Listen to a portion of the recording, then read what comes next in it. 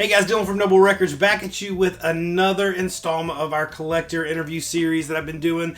That I went out to LA, interviewed a bunch of really incredible record collectors. This week, I'm honored to have the legendary Alex Rodriguez, aka Record Safari. This guy he needs no introduction. He's maybe one of the world's most famous record collectors. He's an incredible dude, really nice guy. I've known him for many years. But he travels around, buys records. He curates the record store at Coachella. He has a record shop of his own called Record Safari in LA. And so he had a great shop. I was able to go cruise his bins at his shop and also interview him. Now, a quick preface to this video. Alex was very generous to let me come over because he had literally just gotten off the plane back from Japan. And so it was kind of tight that we made it happen, but he was severely jet lagged and extremely tired, but he was still generous enough to allow me to come over and film him talking about records. This is not your conventional interview. We really basically just had a really good conversation talking about records. And so I know that you guys will enjoy it. I had a blast talking to him, and he showed me so many cool records. So without further ado, check out my good friend Alex Rodriguez, Record Safari.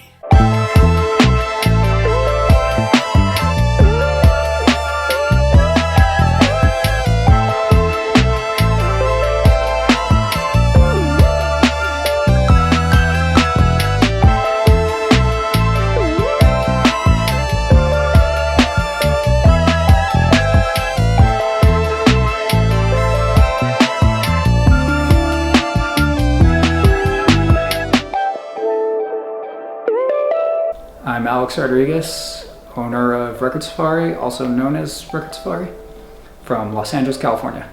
Here's some... Oh, that Deftones. Oh, yeah, this is oh my gosh. The promo-only version. Dang it. Comes in the sleeve. It's like... Is it white? Oh, yeah, it's like red. Red vinyl. Oh man, you're killing me. That's one of my top wants. Oh really? Yeah, that's a killer. This is a classic. People love this record. Yeah. Primal Scream. These were some records. We did an interview with Sabrina Carpenter in the store. Oh yeah. And Nardwar asked, "Hey, can you bring some really cool records from your personal collection to be on the back of the wall?" And so these are like some records I pulled out of my collection to put on the wall that I just haven't put away. But this one's a pretty classic soul funk record. Right. This one's like a pretty, not too well-known record. Very like, kind of similar to Ghetto Brothers, Santana style. Like it's called The Mexican Generation, and I don't know where they're from, but the label's from Chicago. You know, classic. Still has the little seeds. This is a cool like spacey prog record. Rodriguez, Cold Fact. Funny thing is, I bought this at a thrift store. I think I paid like, I don't know, maybe $1 for it. But I only knew it because there's like a tiny little drum break on it, and DJs, like hip hop collectors, were collecting it for drum breaks. And at the time I was like, score! This record's like $50. Yeah. And then the documentary came out, and this record like skyrocketed in price. Yeah, it's like $500 now or what, something like that. That's why I have tons of hers. I found this record, and it's a really great gospel soul record. See, I have a lot of records like this where this isn't even on Discogs. It's from '78, and it's like really weird rock. And it's not that great, but I got it because I thought it was funny that he had a song called Punks, and it's not punk at all, but I was like, oh, I'm gonna get it because of Punks. But I have maybe, especially in my 45 collection, and I have LPs too, but I probably have like 500 to 600, maybe more, a little more, records that have never been put on Discogs.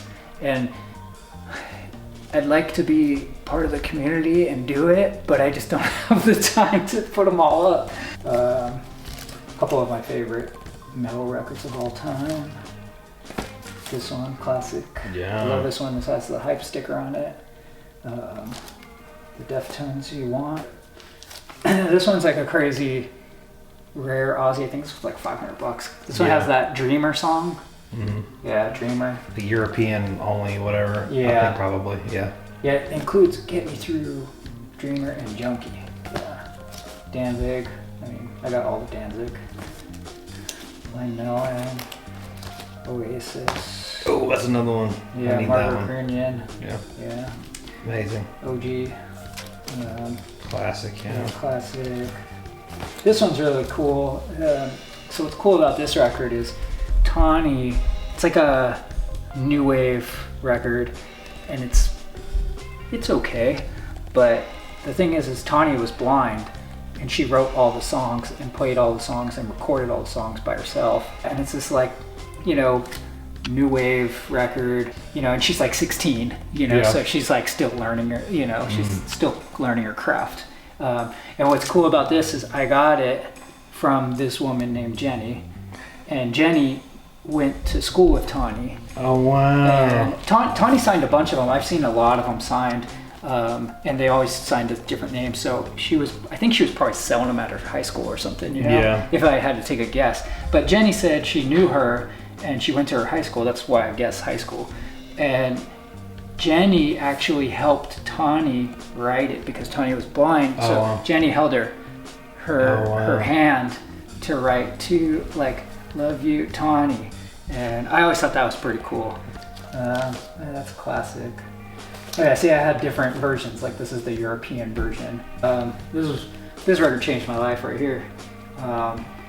Listening to this record when I was 14 years old, pretty much like kind of taught me to be somewhat of a free thinker, and you know, I want to keep this family friendly, so I won't go into full detail about what this taught me, but it just made me realize at 14 years old that I don't need to be like everybody else, and I don't need to like think like everybody else, and if someone tells you should be doing something and it doesn't feel right to you, don't do it, you know? And it's because of this record that I really embraced that. Did a lot for me when I was 14. This is, so like maybe 5 years ago, yeah, kind of during the pandemic, you know, I lost a lot of money from DJing, because DJing was part of my income, and since I couldn't DJ, I started selling a bunch of records, and I pretty much started selling all my jazz records because I don't listen to a lot of jazz at home. I like jazz at the store, but when I get home, I don't really listen to it.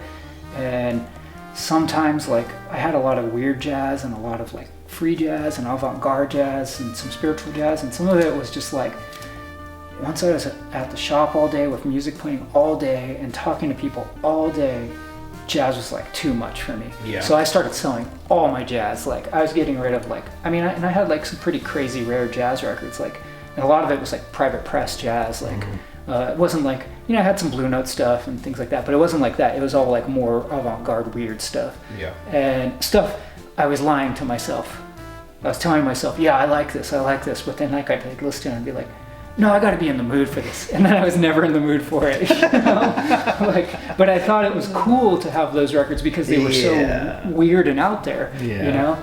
But this one I actually do think is a really beautiful record, and it's not too out there. And I probably would be one of the last jazz records I ever get rid of, even though I've gotten rid of like probably over like 500 jazz records out of my collection, and I maybe only have like 50 left. This would, if I had this and like Lonnie Liston Smith records, would be the only ones that would stay if I ended up getting rid of all the other jazz records. So this one's really great to me. What's cool about this one, so this big star, most big stars you see have a promo hole, and because most of them ended up being cutouts, and you know, or didn't sell well, so the only ones were like promo holes with promo stickers, and you know, it's actually much rarer to get just like a regular stock copy. But this one I could never get rid of. This, if I got down to 100 records in my collection, that would stay with me. Yeah, I mean, there's just random records. This is second press. Yeah, supposedly the yellow cover. The first press is red. second press is yellow, third press is green, fourth press is blue. I had a blue, and then I upgraded to yellow. And supposedly the second yellow press is the rarest because they ended up having a bunch of red covers from the first press left over. They made too many covers for compared to the records. And so when they did the second press, they put some of the second press records in the red cover. And so then they made less yellow covers. So technically there's less yellow covers around than there are red, even though red's the first. But the red is still the most expensive. Right. I don't want records to be like my whole identity. I'm if that's someone's whole identity, that's totally cool, and I'm cool with that. Like, I'm not knocking it. There's more to me than just collecting records. And again, sometimes I realize, like, am I collecting records because I'm addicted to collecting records, or am I actually enjoying the music? And so that's sometimes where I'm like, I don't want records to just be my everything, you know? And that's why I'm like really into t-shirts, and I'm like into, you know, and I post a lot of content that's cat related. But that being said, I do have like cat records all over my house, you know? So like, you know. You need to get a vintage t-shirt that has a cat record on it, and like the trifecta. Yeah, so I like this one because this series, and this kind of looks like my cat mochi. This one says, I like cats, and the cat looks like, you know, cute and adorable.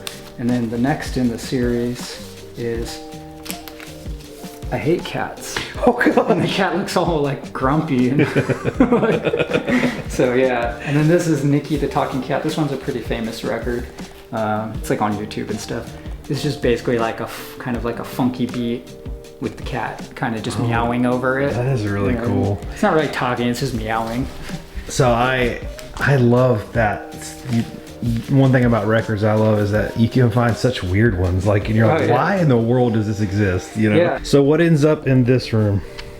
I mean, there's no rhyme or reason to my collection. I used to have at one point like 30,000 records. I was trying to get every rock pop soul record ever made from the 70s. Like, ridiculous. That's wild. That I was trying to do that. And so because I did that, I amassed almost 30,000 records.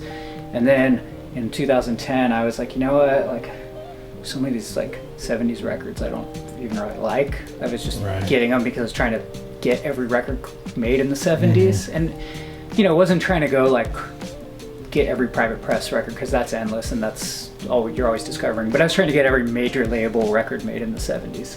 It became impossible to keep my shelves alphabetized because if A's were filled and then I brought home some A's but I couldn't fit them, I was like, I'm not gonna like move a ton of shelves. Like, I'm not gonna start moving Z somewhere and, you know, X and then Y just to fit some A's. So then it kind of just became, okay, the new shelves are just random. And then eventually at the time where I was living, records started going on the floor and, you know, and piles and in the garage. And so ever since then, my record collection's been completely chaos. Like, I don't know where anything is. Sometimes when I feel like listening to something, I really have to spend 20, 30, 40 minutes trying to find it. You know, but I do have a photographic memory, so once I find it, I usually put it back where I found it, and then I always kind of remember, oh yeah, I remember it was in up this here somewhere, shelf, in kind of in this area. And then like a lot of stuff in my collection, you know, I would say I was a DJ for, you know, 20 plus years. And so a lot of the records in my collection are like things I had because like there was one track on it that was like, wow, I didn't necessarily like the album as a whole, but it had this one killer track. And that's also why I have so many 45s, and you know, these are all filled with 45s, 45 boxes over there. I have way more 45s in storage. Oh, that's like a private press weird jazz record. These are all, oh, that's not. Oh, nice. That's original. So dude, yeah, that blue tape. Yeah. You picked out this Poison Idea 45. I went to this collection where the guy only collected soundtracks and Elvis. Crazy thing about the soundtracks was it was kind of about 20 25 years ago, and at the time, people weren't buying a ton of soundtracks. I was only kind of hip to like exploitation, like or like blaxploitation, like Shaft, and like all the like Harlem comes or Cotton Comes to Harlem and stuff like that. Right. So, and I was hip to like biker movies and like psychedelic type soundtracks. Right, yeah. Wasn't too knowledgeable about like weird exotica or lounge or like kind of Italian library type music or Italian or French soundtracks or something like that. And I bought all these records from the guy, and I took the soundtracks that I wanted, and then the rest I put out at a record show for like $3 a piece, and a lot of them were sealed, and no one bought them. And then so I took them to Amoeba, and Amoeba gave me like, it was like 700 soundtracks, and Amoeba gave me like $400 credit, and I was like, whatever. Later, I never thought about it. Later, I end up getting a call. This is years later, like 10 years later, no, maybe even 15 years later, where I'm now hip to like all these soundtracks and stuff. And I buy this collection off this guy, and he has all of these soundtracks that had the same exact stickers from the store that all the ones I had came from. And he told me, yeah, I don't know, like I went to Amoeba and they just had this like crazy soundtrack section, and I was looking at all of them, and they all had the sticker that like the ones I had. And I was just, and the year he told me he lined up with when I traded them in, and I was like, man, I screwed up so bad. There are so many like Dario Argento soundtracks and sealed and like all this stuff, and I just remember thinking like, man, I probably gave away so many cool soundtracks I just didn't know about at the time. And this is very early on in the internet, so it wasn't like there was a lot of info on that stuff. There wasn't even like there wasn't like sites that you can go to look up stuff, like, so it was like eBay was generally the site you'd go, and if it never sold on eBay, you're like, oh, I don't know, maybe I guess it's $3. Like, but anyways, that soundtrack guy, he collected Elvis, and as I'm going through all the Elvis 45s, I'm not seeing any, I'm hoping to see some Suns or something, and I'm just seeing regular picture sleeves, RCA, 70s, 60s stuff, like, which is fine, I bought them, but the guy was just like, I want $1 a piece, and I'm like, okay, and as I'm going through, I'm like, oh crap, because this side, and I was like, I pulled this out, and I was just like, whoa, in my brain, I'm like, oh my god, that's a poison idea. Like, like pick your King 45, which is like crazy rare, and like the original clear vinyl, Oh my gosh! Yeah. And then he was like, oh yeah, I bought that sometime in the '80s because I just, just because it had Elvis on it. And I was like, cool. I was like, it's $1, and he's like, yeah, $1. And I was like, cool, thanks. so yeah, I got that from an Elvis collector, not a punk collector. That's very cool. I honestly don't think I would have collected this many records if I wasn't a DJ. Yeah. I think I'd have more somewhere. If I was just buying records that I wanted to listen to front to back that I really loved, I don't know, I'd maybe have like 1,000 records. Yeah. But, there's a lot of records that I love, but probably just wouldn't own, because I would just feel like maybe I would just keep it under 1,000 for space and all that stuff and finances, but instead I didn't do a lot of things in my life because I was blowing all my money on this. And there was a time where I was DJing Northern Soul and I was spending like $1,000 on 145, $500 on a 45, $200, and I'd get paid and my whole paycheck would go to like 145. So then I could take to the soul night and play and impress the other DJs, and some of the other DJs was like, oh my gosh, you have that. And then to me that was worth $1,000 I spent, to get like, some praise from cred, one of the fellow DJs. If I just started collecting right now, I would strictly only collect records I love. I don't care if it's $3, like America's self-titled record, their first record, the one with Horse with No Name, like it's one of my favorite records of all time, and like, $10 record. And to me, I'd rather have that than like thousands of $1,000 records. I was going crazy with had to have original, and so I would spend a lot of money on records. And I do have crazy rare records because at the time that was the only way I was going to DJ it. I couldn't DJ the reissue, Now, if I'm going to DJ, I don't care. I'll use a comp, I'll use a reissue. I don't care less. Like, it's just about the music, I don't care if someone says like, that's not an original. Like, oh, you can't have original of everything. Right. This is the cat room. As you can see, cat stuff everywhere. and including Cat Records. Soundtrack, the sleeve off. But I love this. It's Ennio Morricone. I always hope I'm saying that right as an American. But yeah, this is like one of my favorite soundtracks of all time. And there's that classic. It's my favorite band of all time. And you know, a lot of my records don't have sleeves. And I've always told myself, eventually I'll sleeve them all. I just never get around to it. A lot of them don't have sleeves because I was DJing, and sleeves are really annoying when you're DJing. Like, it's really annoying, like, trying to pull them out of the box, especially when the box is tight when there's sleeves, and then sometimes the sleeve just like bunches up. And you're just, and sometimes you don't have a lot of time to get the next song ready, and so like a lot of DJs out there like kind of DJ sleeveless, and that's why a lot of my collection is sleeveless, because you know I was always DJing this stuff. But yeah, I mean, like, this is, you know, gotta have all the Sepultura is my favorite heavy metal band. What's funny is, like, I remember I found this record in a thrift store maybe like 20 years ago. Like 20, like probably like 18, 20 years ago. And I was just like, oh, and again, this is back when records were like $1, and I would take a chance on stuff all the time, because I'd be like, okay, I want to hear what it sounds like, it's $1. And I remember I played it, and it's like super great disco, and then I started trying to find Japanese, what I thought I was calling it Japanese disco. Funny thing is, I was always calling it Japanese disco, and then years later, it kind of blew up, and people were calling it city pop. And it wasn't called city pop back in the 70s and the 80s, but like, it's now called city pop. And I remember everyone kept going, got any city pop, got any city pop? And I'm like, what is this city pop stuff? And then I remember I Googled it, and I'm like, oh, I have a bunch of those records. Like, I call them Japanese disco. This one's like kind of like garage rock. A lot of them have covers on them, like, you know, like American covers of songs, like, like this one says Lady Bird, Massachusetts, you know, Bee Gees, Don't Have to Ask Me, Don't Sleep in the Subway, that's Petula Clark, Sunny, Bobby Hebb, you know, so they'll just like Georgie Girl, Seekers. But they'll say, if they're covers, they'll usually say them in English. Yeah, Stupid Cupid, let's see, in English. But then like the songs that aren't covers are usually not, so it's like Michelle, the Beatles. Oh yeah, Boom Boom, that's the garage song that's on this one. Duh.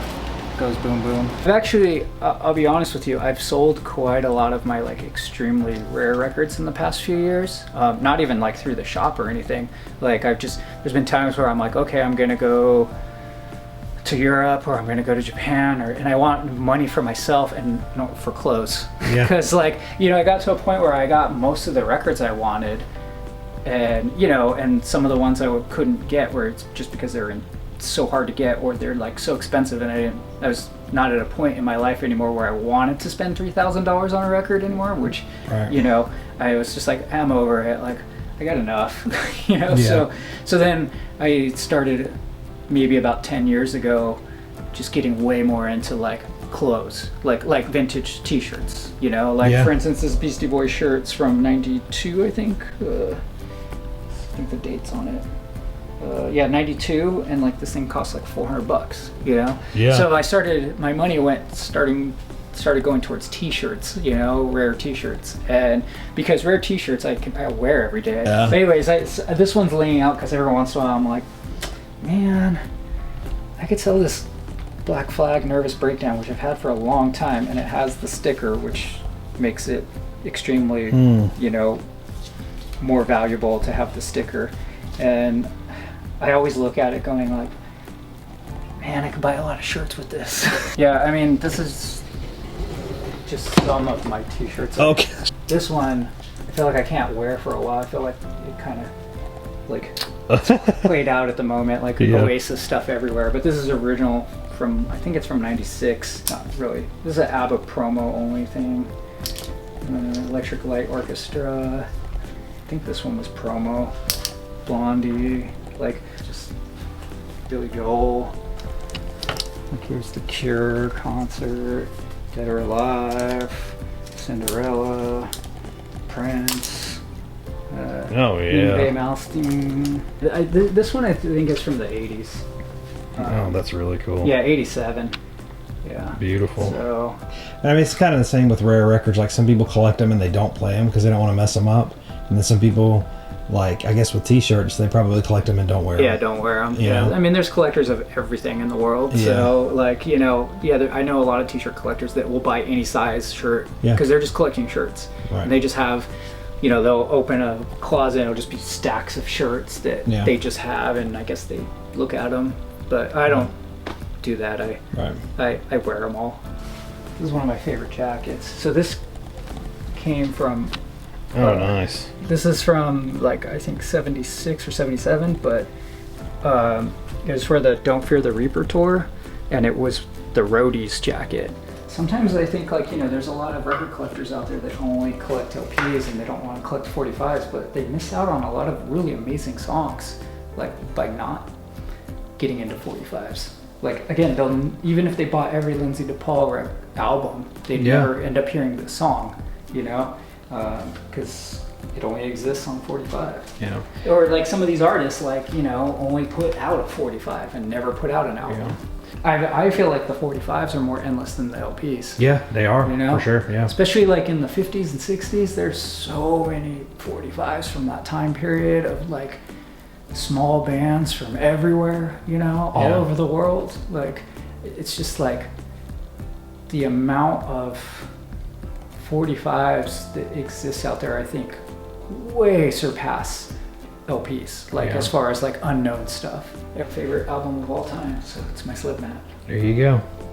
To me, I think this is one of the best records ever. Not because he's all about being a cat, but Panther Man, I feel like Judas Priest, Iron Maiden, I feel like all these people were listening to Panther Man. I think he played all the instruments, like guitar, drum, bass, I think, and then he recorded the whole thing by himself. So everything about this is Panther Man. Like I said, if it wasn't for Panther Man, maybe we wouldn't have had Judas Priest and Iron Maiden. I wish I could talk to those guys to ask them, were you listening to Panther Man? And that's what made you start new wave British heavy metal? Because I feel like this is literally, other than Paul McCartney with the Beatles, Helter Skelter, I feel like this is kind of one of the bursts of heavy metal. Again, thank you so much, Alex, for letting me come over and talk about records for a while. Really enjoyed your place, and seeing just kind of where you enjoy records was a true blast. Make sure that you follow Alex on Record Safari on his Instagram page. I think that's where he's kind of most active.